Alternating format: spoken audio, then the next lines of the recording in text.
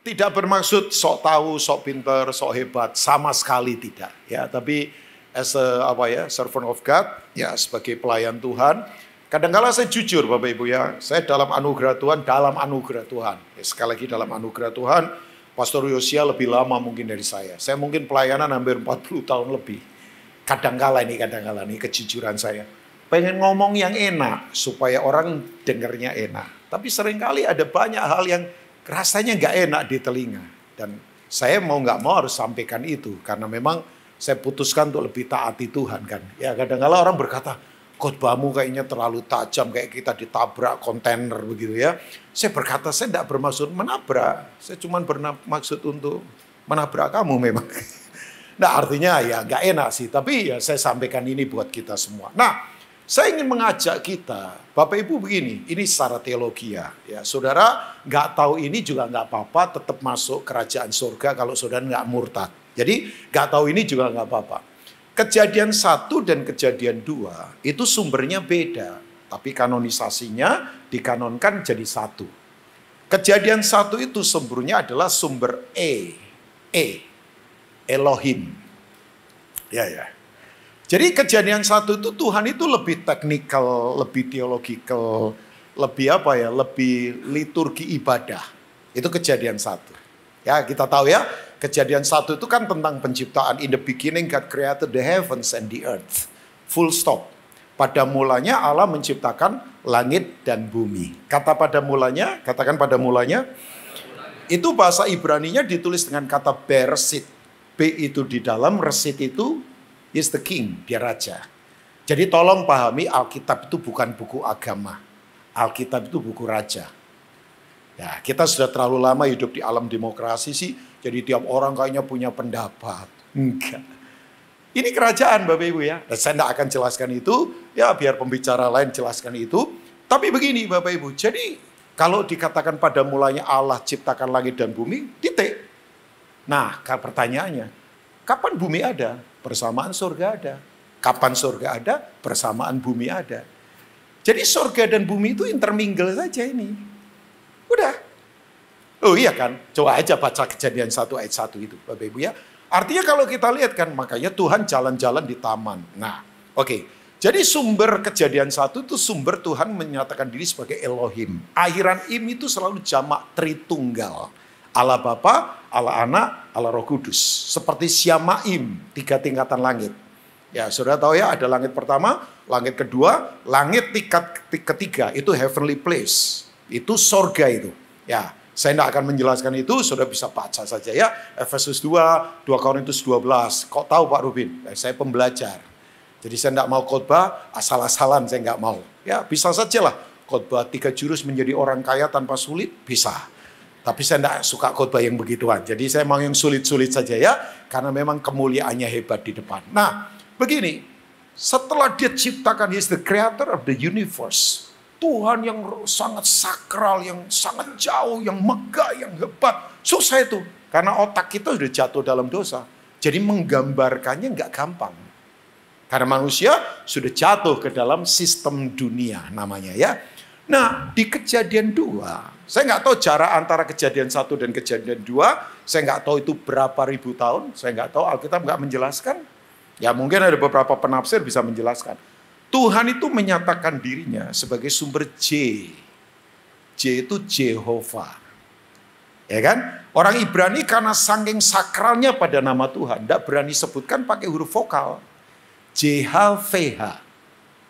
Ya. Kemudian ya itu muncul misalnya kata Tuhan itu Adonai atau Kurios. Ya, ikuti saya sebentar ya Bapak Ibu ya.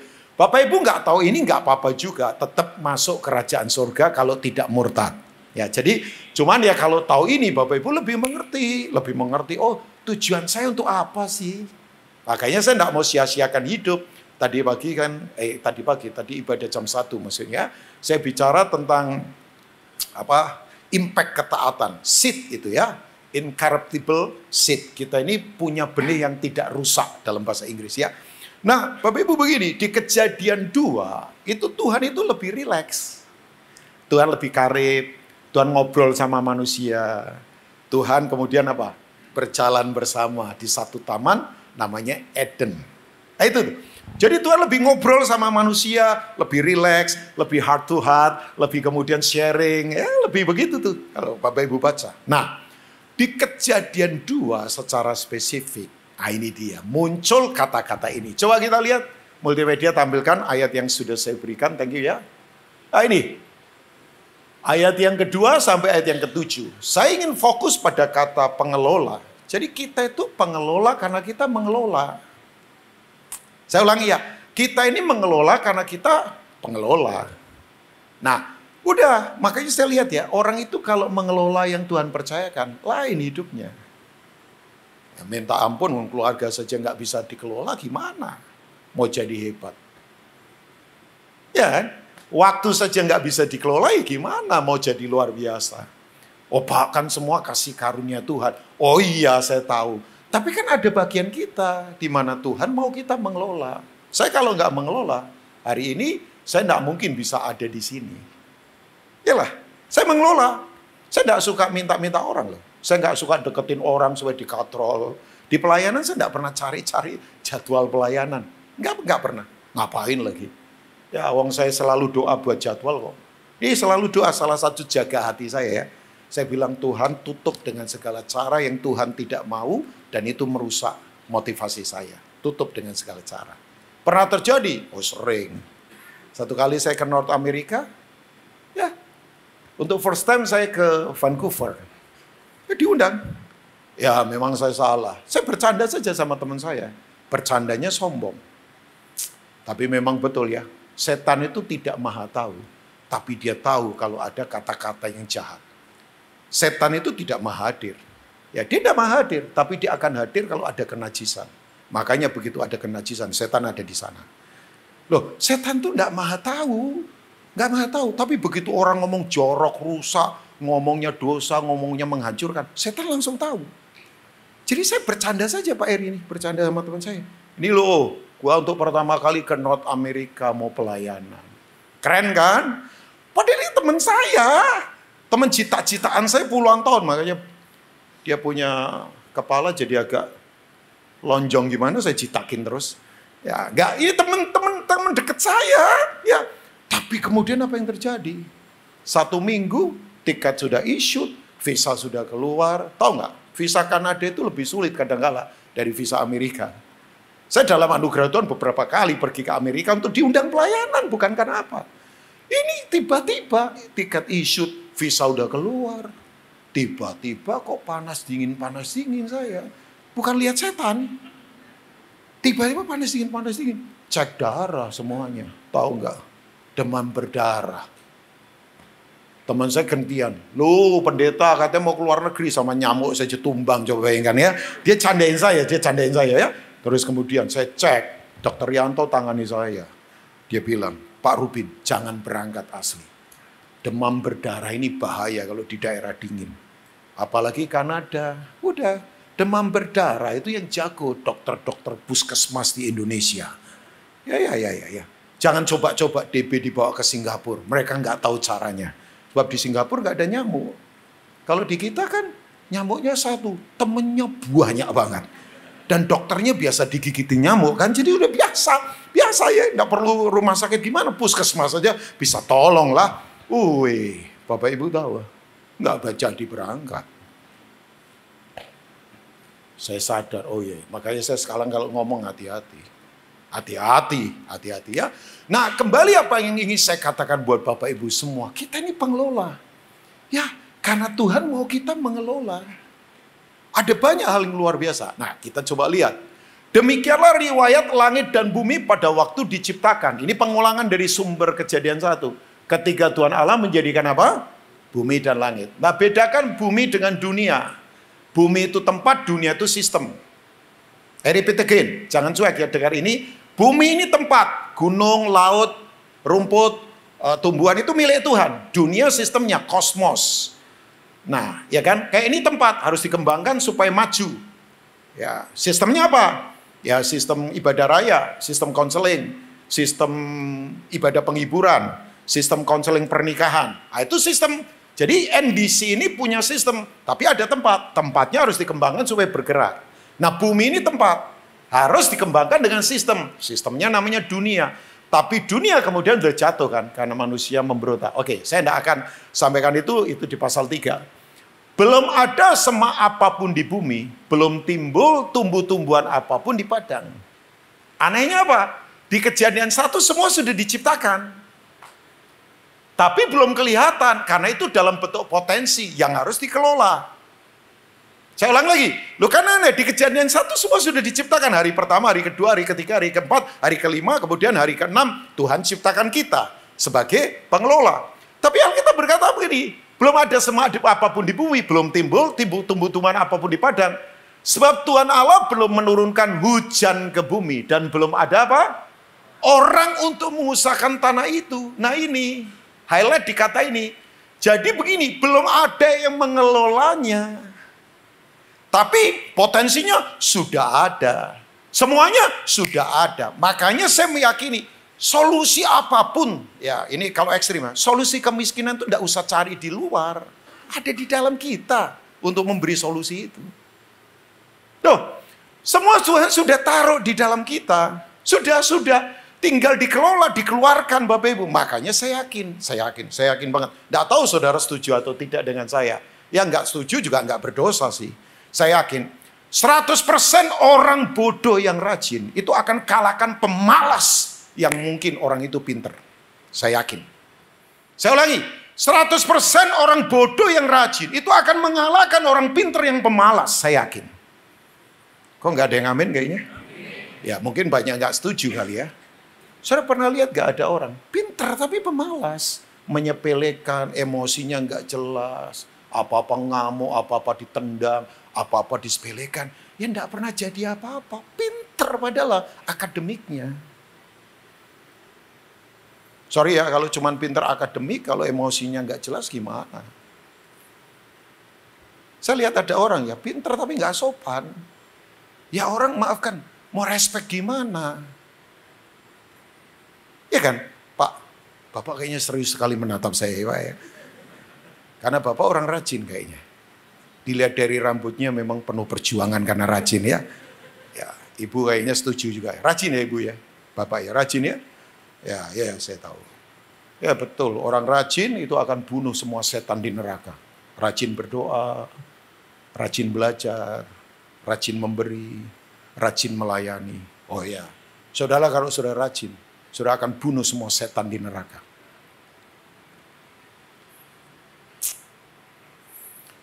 Kok dari wajah saudara saya rasa salah khotbah ini saya ini ya. Nah saya tetap khotbah saja. Wong saya memang dipanggil untuk khotbah bukan untuk nari. Ya kalau nari saya tidak mau dipanggil untuk nari Rubinong. Aduh, ya, tulang patah semua nanti ya. Saya bukan penari. Penari ini keren-keren tadi. Ya nari. Oh mereka haus pujian ternyata ya. Gak apa-apa juga. Nah ketawa begitu. Jadi saya lebih rileks lagi. Istri saya tadi bilang WA, kamu pasti khotbah emosi kan, orangnya diem-diem. Iya, memang ini di Living World ini ketemunya orang-orang sudah kaya-kaya, sukses-sukses, makanya kayaknya udahlah pendeta khotbah saja kami dengerin, setelah ini kita makan selesai kan. Oke.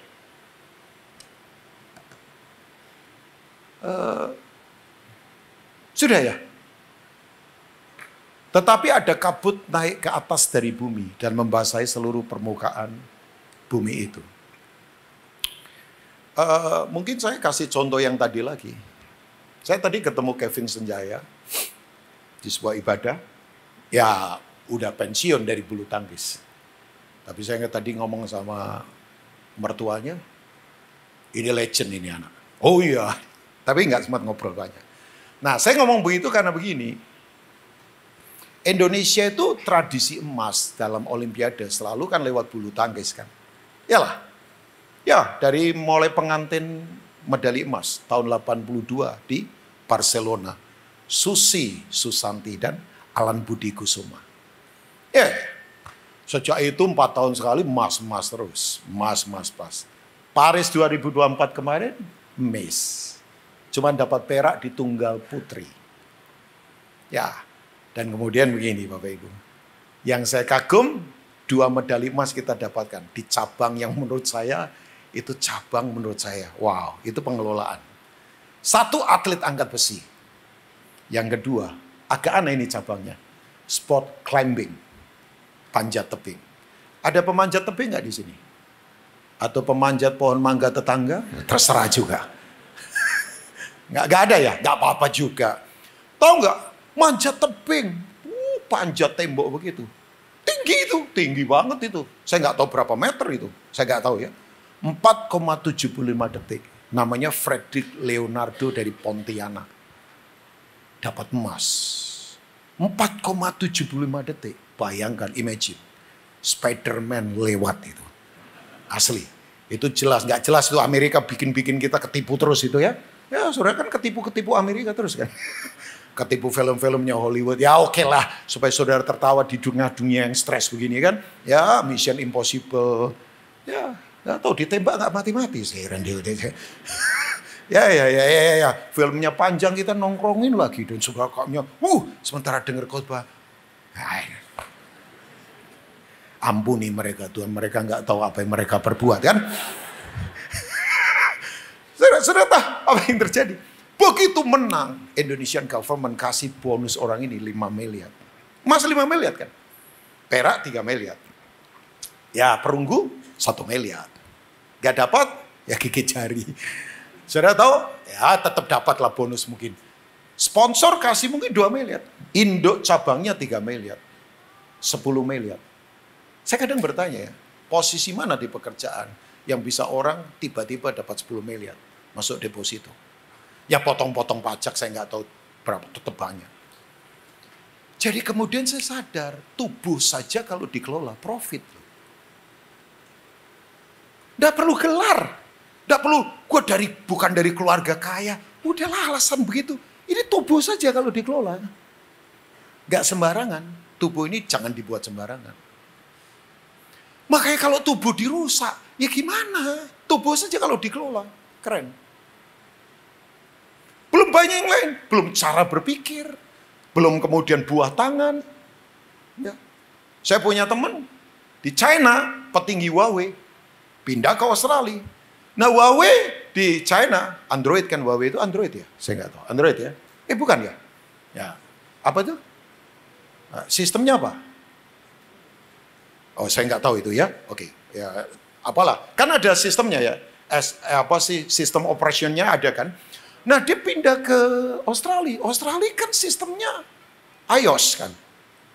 Ya kan? Udah beda sistem. Nah dia mau kerja juga sulit. Mesti screening 15 tahun. Takut nanti ada apa-apa karena ini informasi kan. Penting kan buat negara. Jadi di tengah nganggur begitu. Masuk COVID.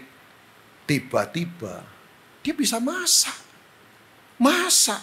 Masak dia beri ke orang-orang yang sulit-sulit masak. Ternyata ada orang yang cicipin masaknya. Enak. Satu kali saya dimasakin pas saya ke Australia. Enak memang. Enak asli. Ya, saya gigit, langit terbuka, malaikat kelihatan, semua memuji Tuhan. Haleluya, 12 kali coba bayang. Enak. Kemudian, tiba-tiba banyak yang pesan. Bapak Ibu nggak tahu nggak? Selama COVID, ribuan, mungkin puluhan ribu dolar masuk rekeningnya dia. Gara-gara masakan. Sampai saya bilang, how come? Ya memang kadang-kala ada masa orang perlu dihantam dulu untuk itu. Tapi harusnya nggak begitu ya. Nah saya ingin sampaikan ini kenapa? Karena kita ini memang pengelola. Ya, saya dorong dari semua kita yang ada di sini. Yuk kelola yang ada pada kita. Kelola karakter. Udahlah jangan sombong. Kelola cara apa saja. Saya kenapa diundang NDC? Saya diundang NDC itu cukup lama. Dari saudara lagi di Greenfield dulu. Ya. Ada Pak siapa dulu? Yang senior. Pak Suyatna. Ya. Kemudian ada lagi ibu yang sangat ceria namanya Ibu Ruth. Ya. Oh, putrinya ada? Oh ya. Coba. Itu sudah lama sekali. Nah sampai sekarang. Ya kadang-kala setahun bisa berapa kali diundang. Saya punya pertanyaan kenapa kok saya diundang? Ya mungkin orang melihat saya begini. Ini orang bener gak sombong. Coba saya kemudian sombong seenaknya. Saya kemudian begini, main kasar dalam kehidupan. Ya orang berkata begini, ya ngapain lah. Nah, ya kecuali satu kali misalnya memang, ya udah, ya itu kan sudah waktu Tuhan kan artinya. Tapi memang betul kan, bayangkan. Nah, saya mau beritahu, kalau kita pengelola, Tuhan taruh apa sih dalam diri kita? Saya sedih ya kalau ada orang menyepelekan keluarga, menyepelekan pernikahan, menyepelekan pendidikan, menyepelekan kurun waktu. Banyak orang menyesal karena itu. Nah, apa yang Tuhan taruh waktu kita menjadi pengelola? Potensinya apa Bapak Ibu? Let's see ya, coba kita melihat mulai ayat yang keberapa? 8 kali ya. Keyboardis boleh maju ke depan, yang pemain keyboard saja ya. Drummer janganlah, nanti bikin bising lagi ya. Nggak, maksudnya nanti kalau nyanyi, Bro Johnny nyanyi lagu semangat ya drummer boleh. Itu drummernya energinya banyak sekali tadi. Wah, mainnya pukulannya mantap ya. Ya tadi keren itu pukulannya ya. Nah ini dia. Selanjutnya Tuhan Allah membuat taman di Eden, katakan Eden. Saudara jangan pikir Eden itu kayak taman di itu. BSD ini ada taman hutan mana sih namanya? Ya, taman kota. Bukan, ya ampun. Eden itu tahu nggak segede apa? Melewati 5 negara. Dari Jazirah Arab sampai ke Israel. Oh ya, Eden itu saudara pikir ya, taman kecil. Enggak, ini melewati 5 negara sekarang. Somalia, Sudan, Jazirah Arab, Asyur, itu daerah-daerah, Asyur itu kan daerah-daerah keturunan Ismail. Di sebelah timur disitulah ditempatkan manusia untuk yang dibentuknya itu. Ayat 15 memberitahu lebih lanjut lagi. Yaitu dia mengelola, menghasilkan. Itu muncul kata abod, avoda, worship to God. Jadi Levitical service unto God. First time keimamatan orang percaya itu di sini. Ini belum ada kemah Musa. Jadi pelayanan tuh gak harus di sini, di kehidupan. Makanya saya tidak akan membedakan pekerjaan itu adalah sekuler, enggak. Itu kan prinsip dunia, makanya betul kan. Kenapa ada usia pensiun? Karena kita mengikuti gaya office hour from 8 AM until 5 PM. Itu karena pasti ada pensiun, makanya you can lose your job, but you cannot lose your work. Saya ulangi, saudara bisa kehilangan job, pekerjaan, itu project. Tapi saudara tidak akan pernah kehilangan, saudara bisa kehilangan proyek. Karena memang itu, makanya usia pensiun. Sorry ya, di sini yang sudah senior-senior, yang 60-an ke atas, tolong jangan pensiun. Gak boleh ada yang pensiun. Selama masih ada nafas kehidupan, Tuhan masih punya rencana untuk kita mengerjakan yang terbaik.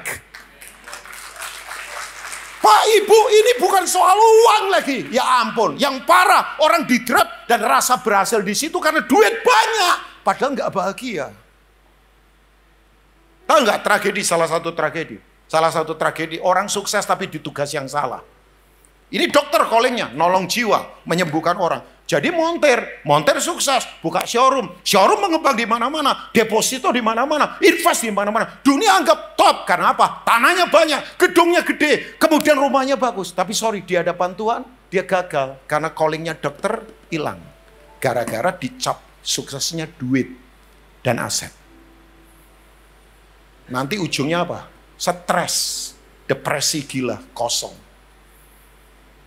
Madonna, pop singersnya Amerika ditanya sama magazine itu, Rolling Stone, "Are you happy, ma'am?" "Not yet." Kosong. Ya dunia ukurannya duit semua sih. Ini pendeta enggak butuh duit. Bukan, duit cuma alat buat saya. Duit enggak bisa mendrive saya. Sorry, saya ngomong begini, saya enggak pernah minta duit sama orang. Kelola saja, makanya buat orang Kristen produk bagus lebih penting daripada kejar uang. Tuhan itu enggak punya duit, Tuhan punya 5 harta. Cepat catat ya kalau sudah mau. Hikmat, tanah, emas, air, agrikultur. Sudah konsentrasi ke sini, hasilkan produk bagus, duit pasti membayar.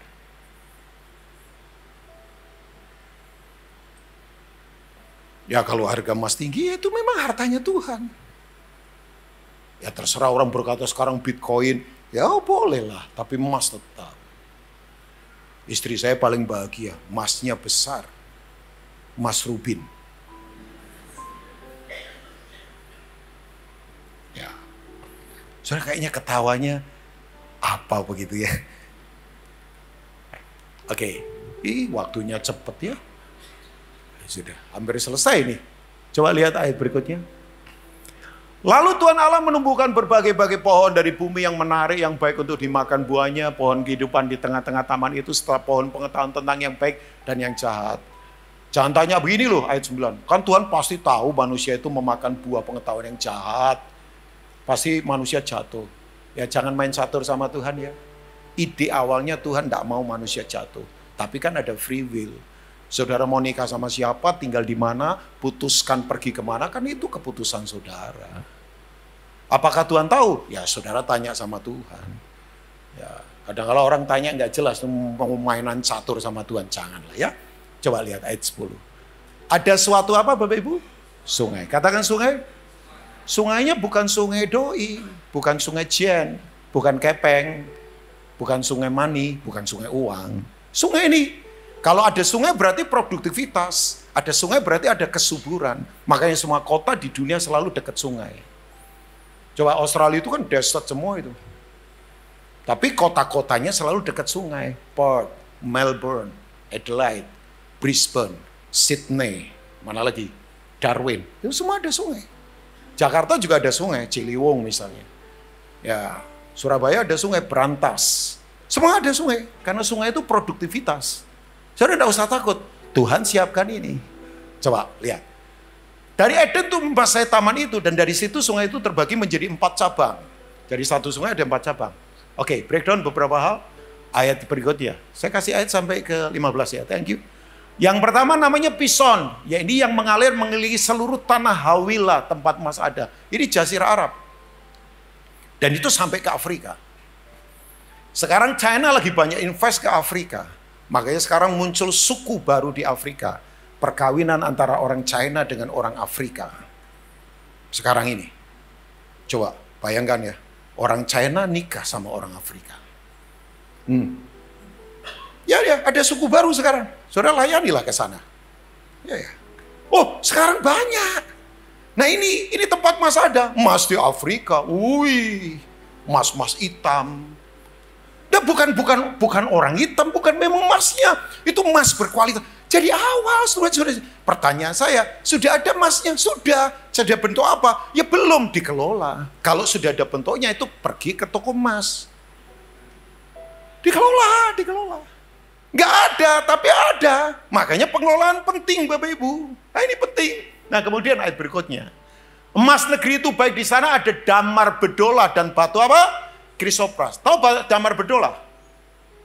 Ini adalah akar, ini adalah itu, apa sih namanya, akarnya. Kok akar sih? Getahnya rotan. Ini kalau kemudian dikristalkan jadi arkelit. Itu harumnya minta ampun. Dan itu mahalnya minta ampun. Karena ada di ruangan-ruangan sultan-sultan, raja-raja. Baunya menyenangkan. Ini kayak apa sih? Terapi apa sih itu? Ya. Nama sungai yang kedua ialah Gihon. Ya ini yang mengalir mengelilingi seluruh tanah Kus. Ini Sudan modern kalau sekarang. Nama sungai yang ketiga ialah Tigris. Ya ini mengalir di sebelah timur mana Bapak Ibu? Asyur itu keturunan Ismail. Saudara tahu ada apa di sana? Fosil, minyak berlimpah. Arab Saudi, Emirat Arab, kemudian United Emirat Arab, kemudian macam-macam ada di sana. Ya, sungai yang keempat ialah Efrat. Saudara tahu Efrat? Pusat imperium terbesar di dunia yang ada jembatan gantungnya, namanya Babilonia. Indahnya luar biasa. Itu sampai penulis buku membandingkan ini dengan surga. Saking indahnya, yang nggak ada apa-apanya sebetulnya. Nah ini kota peradaban pertama muncul di bumi ini, Efrat. Kok Pak Rubin tahu? Ya saya baca lah. Tapi kemudian saya sadar, oh iya ya. Jadi kalau kita pengelola, Tuhan itu sudah taruh semua di dalam kita. Gak usah khawatir. Yang penting begini. Yuk saya tutup dengan ini. Saudara mesti identifikasi. Sesuatu nggak mungkin bisa dikelola kalau kita nggak tahu apa yang kita kelola. Saya mulai dari hal sederhana. Papa saya jatuh usaha.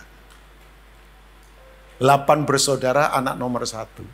Saya dulu pikir saya nggak jadi orang walaupun sudah orang. Oh iya.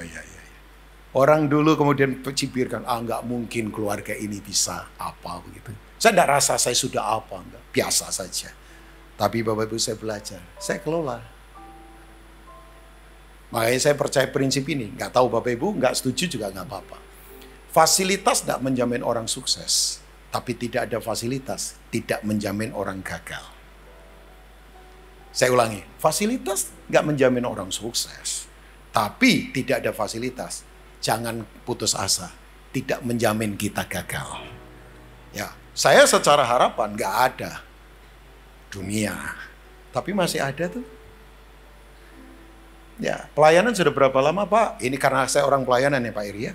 40 tahun lebih. Kaki kemana? Kemana-mana. Saya banyak ke pedalaman sampai sekarang. Saya belum lama tinggal di Tobadak 5 hari. Di mana itu Pak? Saudara turun di Mamuju. Dari Makassar terbang lagi. Naik mobil 4,5 jam. Itu daerah mentok di gunung. Wih, panasnya minta ampun. Buayanya banyak. Asli gede-gede. Cuma enggak pakai kumis saja. Ular sancanya panjang-panjang. Jarang ada pelayanan di sana Pak. Oh iya. Saya tuh paling menghindari KKR. Nama KKR. Karena KKR kalau nggak hati-hati di kota memperbesar nama pendeta. Kalau di desa boleh lah. Orang nggak tahu saya. Saya tuh kan pakai tas biasa. Duduk di belakang. Dipikir saya tukang sound system. Ya. Begitu saya tampil. Oh pendetanya ini. Nggak tahu. Sudah saya kaget ribuan orang datang. Bukan karena saya ini tim. Tuhan melawat dengan cara luar biasa. Saya nangis ada satu anak Pak ini. Satu anak. Cantik. Tapi keluar sekolah. Saya tanya kenapa. Keluar nanah sama darah di telinganya. Minder dia. Cantik, pinter. Kita lagi follow up. Kita sudah sekolahin sekarang. Bapak Ibu tahu nggak? Begitu ditengking. Yang nengking bukan saya. Orang biasa. Keluar itu hitam kayak paku. Ya saya tahu ini pertempuran. Sehari sebelumnya kita diintimidasi. Ada yang mati mendadak. Ya biasalah. Setan coba mau bikin apa kan gelisah. Biasanya kalau gelisah itu nggak jelas kan nabrak kiri kanan dan sebagainya. Dipikir kita takut. Enggak lah. Ya kan kuasa Tuhan lebih besar daripada apapun. Toh. Ya ngalami. Makanya pengen ngalami kuasa Tuhan. Ya turun pelayanan. Kalau mau dengar suara Tuhan lebih kuat lagi. Pergi ke perbatasan Afghanistan, Pakistan. Wah itu suara Tuhan jelas. Nah kalau di Living Wood banyak mall begini, ya sulit. Dengarnya promo restoran apa. Makanya saudara susah dengar suara Tuhan. Ya karena itu terlalu bising, noise. Mau dengar suara Tuhan jelas? Ya, pergi sekarang. Ke perbatasan India sama Pakistan yang lagi ramai itu. Ya, atau ke Korea Utara. Wih. Itu langsung begitu mendarat, Tuhan bersuara. Terima kasih anakku. Langsung. Kok Pak? Loh adik saya ke sana bagi Alkitab. Udah mau dipukul tentara. Komunis kan? Dia tertawa. Loh. Ya sudah masuk Alkitab ratusan. Dia dideportasi. Ya nggak apa-apa. Memang dia nggak mau tinggal di situ. Ratusan. Adik saya kecil. Oh tapi rohnya raksasa. Sementara orang gede-gede. Ya ampun. Rohnya Tweety. Sama tikus saja lari apalagi ketemu setan lagi. Oke. Ya ampun saya selesai. Ya udah selesai. Saya tutup. Jangan sepelekan yang ada pada kita. Jangan bertanya, why me? Tuhan menjawab, why not? Why me? Dan berkata, why not? Orang seperti saya saja, Tuhan pakai. Mendarat di banyak bangsa, sering. Saya tadi sudah beritahu background. Saya kerja di pasar bertahun-tahun jadi kuli. Untuk hidupin diri saya. Saya ngelesin drum untuk dapat uang. Karena saya kursus drum. Saya lakukan apapun. Makanya saya tadi sudah berkata, 100%. Orang pinter pemalas akan dikalahkan oleh orang bodoh yang rajin. Tuhan memberkati. God bless you all.